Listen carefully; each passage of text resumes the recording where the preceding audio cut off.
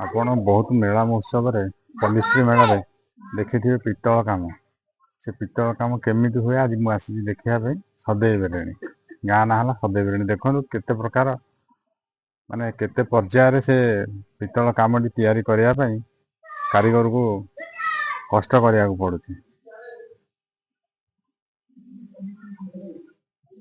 ଦେଖନ୍ତୁ ଇଏ ତାର ଆଗ ଫ୍ରେମ୍ ହଉଛି, ଆମର ଯୋଉ ମାନ ଟାଇପର ଜିନିଷ ଫ୍ରେମ୍ ହଉଛି ଏଗୁଡାକ। ମାଣ ପାଇଁ ସବୁ ଆଗରେ ଗୋଟେ ପ୍ରକାର ପ୍ରୋସେସ ହେଇଛି, ସବୁ ଫ୍ରେମ୍ ଚାଲିଛି।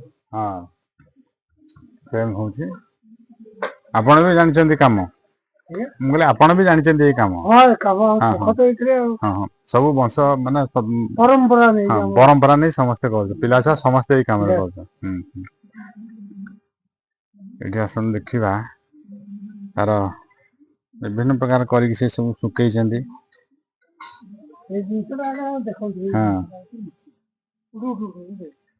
ଏଠି ସବୁ ତାର ତିଆରି ଚାଲିଛି। ଲାଖ ତାର ଗୋଟେ ପ୍ରୋସେସ ହେଇଛି।